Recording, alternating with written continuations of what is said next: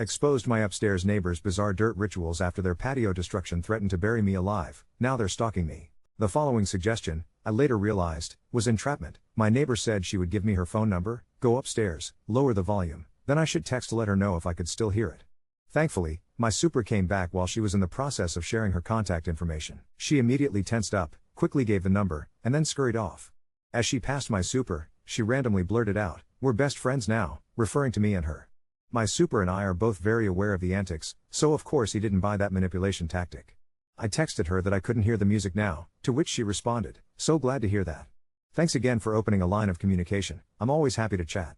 Hope you have a lovely day. Prayer hands plus a heart emoji." In retrospect, I think she wasn't playing the music at all.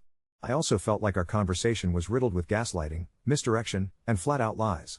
I was somewhat confused, but I know what I've been experiencing and have plenty of evidence to prove it. Within hours of our conversation, my neighbor started up the loud music plus dancing as if nothing happened. I was furious. I took new audio recordings and immediately emailed building management with my new evidence, footage, of the ceiling cracks, along with a photo of my note. I explained that my neighbor was kind, though somewhat misleading, and expressed interest in accommodating my requests. I also said her behaviors were continuing as normal despite the false claims that she would take my experiences into account. The building manager said to keep her updated, but it was clear she assumed the situation would be resolved on its own. Nope, my neighbor continued with the incessant bass-heavy music plus jumping shenanigans the next day, and the day after. I continued to document everything. On Wednesday evening, I went out for a quick errand and again was a victim of the stalking tricks. She ran into me as I was entering the building, waited until I passed her on the stairwell, and then spoke up. She acknowledged that I've probably still been hearing her activities the past couple days, and that I will continue to hear them for the next few days, all due to rearranging furniture. She said the coffee table had been sold that day. Not true. I was working in my living room all day and would have heard such a commotion in the stairwell. I said yes, I've been hearing her loud and clear. Shortly after this in-person encounter, my neighbor went on to host a party. I heard people in the stairwell who seemed unfamiliar with whose apartment they were even visiting, and one guest introduced herself as a friend of someone else. While the music was much lower, the group began running back and forth overhead. Hearing these strange activities without the music was somewhat creepier than with the music. I took more recordings, then retreated to my bedroom. But of course, the group decided to migrate to their patio, right above my head again. By 10:30 p.m., I had enough. They were no longer dancing, but the group's chatter along with ethereal music, a female soprano singing vocalizations, was too much. I sent her a text. I explained that I understand she has every right to host guests in her space, but I was perturbed by the way she'd said to my face that any excess noise I might hear in the coming days was from rearranging furniture. I said I could hear music and conversations very clearly, as the noise filters through my AC unit. I also said to please let me know if they will be hosting events in the future so I'm not caught off guard. While my neighbor didn't respond that night, within minutes of my sending the message, the group began to sing the happy birthday song in the most somber way I've ever heard it sung. I was able to record the second half of it. They sang in a monotone, and there was no clapping, cheering, or any standard signs of merriment that occur after singing the song. The following afternoon, my neighbor sent me a wall of text, in which she continued to lie. She said that the gathering was very small, only 4 friends, so it didn't even cross her mind to let me know when she saw me earlier. She also said it was the first time they had hosted more than 2 people over this entire year. I honestly had to laugh at that. She said when she first saw my text, they lowered the music volume and told the friends to quiet down.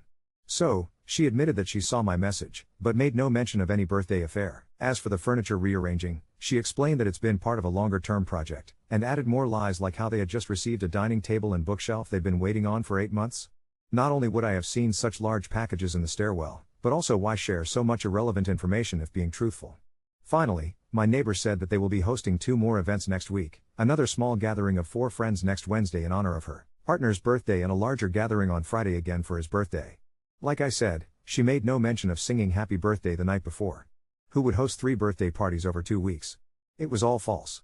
She followed up 5 minutes later with a second text that explained she was late to respond because she's been in back-to-back sessions.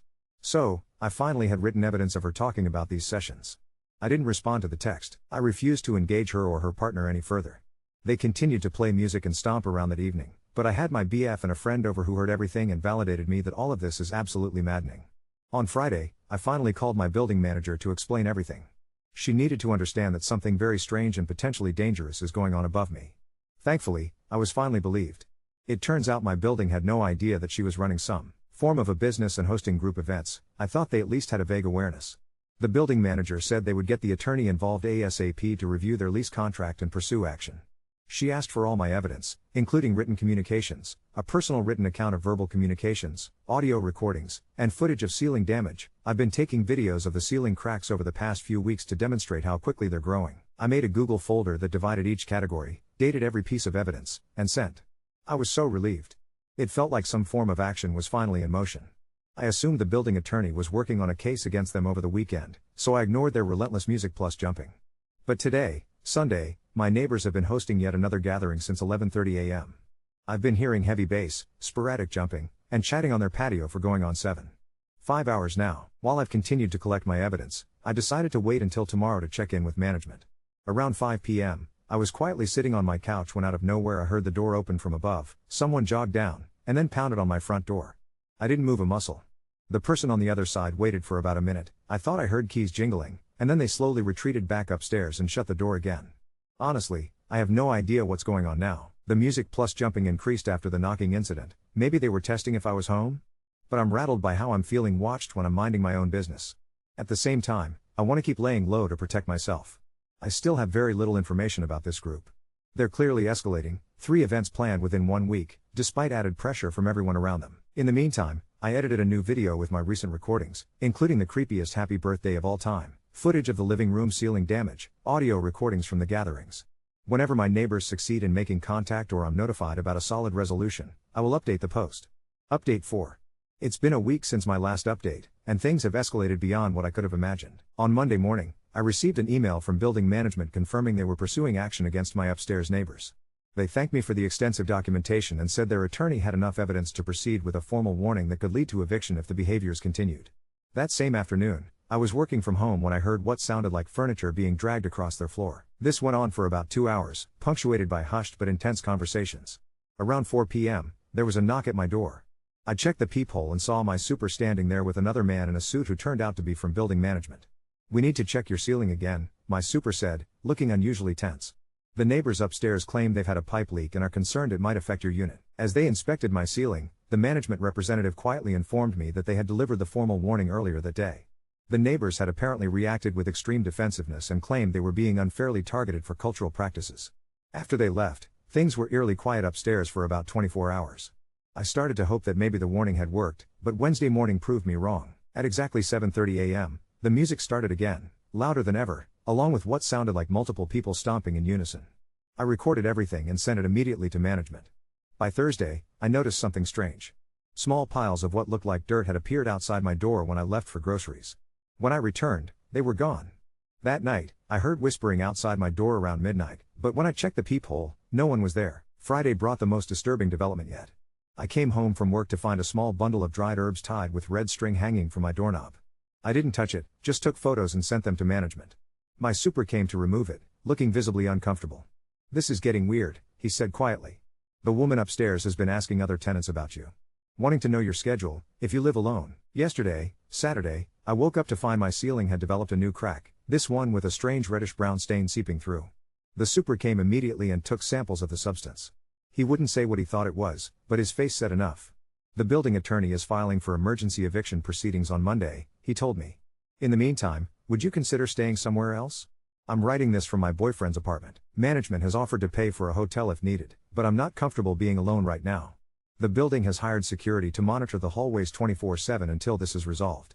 This morning, my neighbor from the 3rd floor texted me a video she took at 3 a.m. The couple and about 8 other people were on the roof of our building, arranged in a circle around what appeared to be a small fire. She said she called the fire department, who arrived quickly, but the group had already dispersed. "I don't know what's happening anymore. Is this some kind of cult? Are they trying to intimidate me?" The building attorney called an hour ago to say they've discovered the woman has been operating an unlicensed spiritual healing business and that several of her clients have filed complaints against her in the past. Update 5. It's been nearly 2 weeks since my last update, and I'm still staying at my boyfriend's place. The emergency eviction hearing happened as scheduled, but it wasn't the clean resolution I'd hoped for. When I arrived at the courthouse with the building attorney, I was surprised to see my upstairs neighbor had brought not only her own lawyer but also 5 other people who she claimed were character witnesses. They were all dressed in flowing white clothing and had this eerie, synchronized way of moving through the hallway. One of them, a tall man with a well-groomed mustache, was definitely the same person I'd seen lurking outside our building. The judge seemed skeptical of both sides. While he acknowledged the evidence of property damage and noise violations, he granted my neighbors a 30-day period to remedy the situation before making a final decision on eviction. Their attorney argued that my neighbor's business was protected as a religious practice and that the building was discriminating against her spiritual community. As we were leaving, her partner approached me in the hallway. "We know you're staying with your boyfriend," he said quietly. "We just want you to understand that what's happening above your apartment is important work. People are healing. You could be part of that if you weren't so closed-minded." I didn't respond and walked away quickly, but the encounter left me deeply unsettled. How did they know where I was staying? The building management called yesterday with disturbing news. The substance analysis from my ceiling came back. It contained a mixture of soil, various herbs, animal blood, and human hair. The lab couldn't identify all the components, but flagged several as potentially hazardous. Management has now filed an emergency health code violation with the city, which should expedite the eviction process. Last night, something truly bizarre happened. My boyfriend and I returned to my apartment to collect more of my things, and found a small circle of salt outside my door with what looked like tiny bones arranged in a pattern. My super came immediately to clean it up and took photos for the building attorney. While we were inside packing, we heard chanting from above, not music this time, but actual voices reciting something in unison. The rhythm matched exactly the stomping pattern I'd been hearing for months. My boyfriend, who had been somewhat skeptical about how strange I claimed these people were, looked genuinely frightened. As we were leaving, we ran into my third-floor neighbor in the stairwell. She pulled me aside and whispered, "They've been asking everyone in the building about you. They told me you're energetically disrupting their work and need to be cleansed." She showed me a flyer they'd slipped under her door advertising a grief purification ceremony at an address across town, with my name listed as the vessel of transformation. I've reported everything to the police, who finally seem to be taking this seriously. They've assigned an officer to drive by the building regularly and advised me to stay away until the situation is resolved. Management has changed all the locks to my apartment and installed a security camera in the hallway. The building attorney called this morning to say they've discovered my neighbor has been operating under multiple aliases and has faced similar complaints in 3 other cities. Apparently, she moves her practice whenever legal issues arise. I don't know how much longer this nightmare will continue, but I'm documenting everything. The city inspector is scheduled to visit tomorrow, and the building attorney believes this will provide the final evidence needed for immediate eviction. I'm trying to stay calm, but I can't help wondering what would have happened if I hadn't noticed my ceiling damage when I did. What exactly are they doing up there, and why am I specifically being targeted? The building attorney mentioned something about vulnerable energy points in buildings and how some fringe spiritual groups believe they can harness them. For now, I'm staying away and counting the days until they're gone. My boyfriend has been amazing through all this, but I can tell he's worried about me. Sometimes I catch him looking at me strangely, as if checking to make sure I'm still me.